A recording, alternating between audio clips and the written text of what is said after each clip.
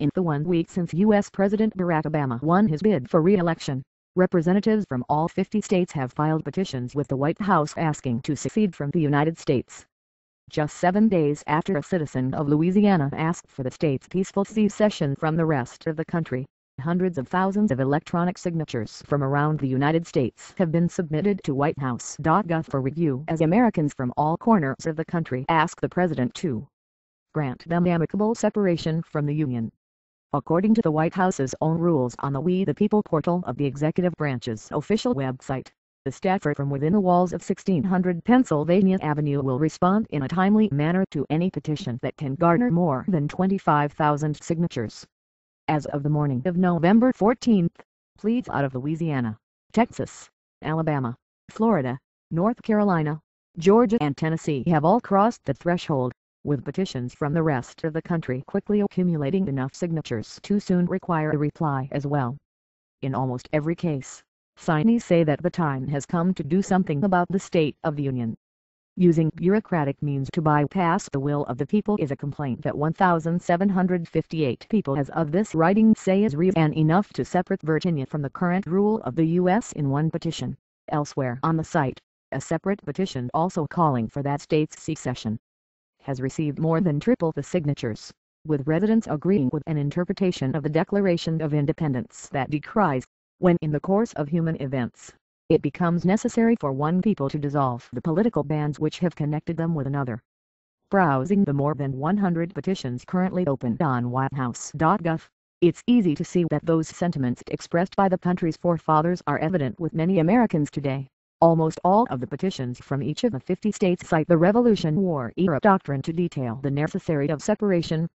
In Texas, over 97,000 signees agree that secession is necessary, especially given what's described as a rampant mismanagement of the country's operation by means of the federal government's neglect to reform domestic and foreign spending. Elsewhere in the explanation for their request to withdraw from the United States of America and create its own new government, citizens of the Lone Star State say, the citizens of the U.S. suffer from blatant abuses of their rights, specifically calling into question the Transportation Security Administration (TSA) and the National Defense Authorization Act of fiscal year 2012 (NDAA). Several states have already repealed on local levels the NDAA and its provision that gives the president the authority to indefinitely detain U.S. citizens without charge or trial. And next year lawmakers in Texas are expected to weigh in on a proposal to ban that legislation and another that will outlaw the procedures regularly used by TSA agents. With more and more Texans demanding secession, though, and hundreds of thousands of Americans from across the country demanding separation from the United States in other petitions, locally binding legislation might not be enough to keep citizens from standing up and voicing their opposition off the web.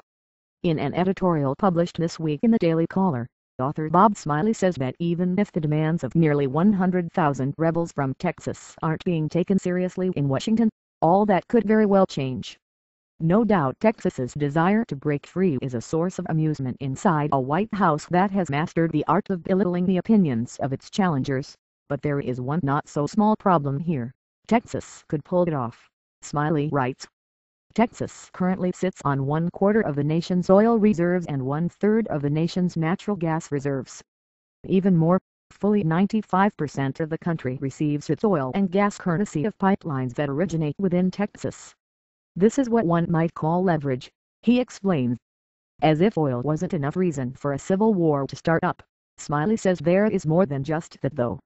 He cites the Texas economy as building up faster than any other state's, and writes that it is also the only one to have its own power grid. Also, of course, is the fact that historically speaking, Texas has followed through with its threats to secede twice before, once while under Mexican rule and again when it joined the Confederacy during the American Civil War. Texas Gov.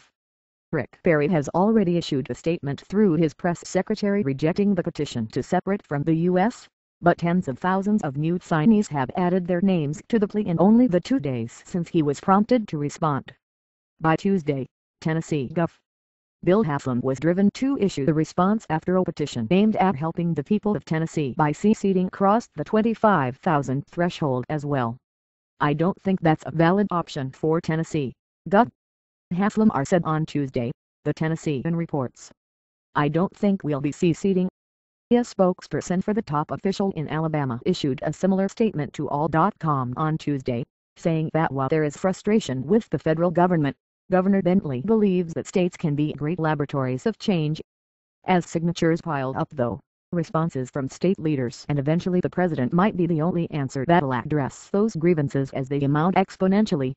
By noontime on Wednesday, 703,326 Americans have signed their names to the petitions, a substantial figure but still less than 1% of the country's population.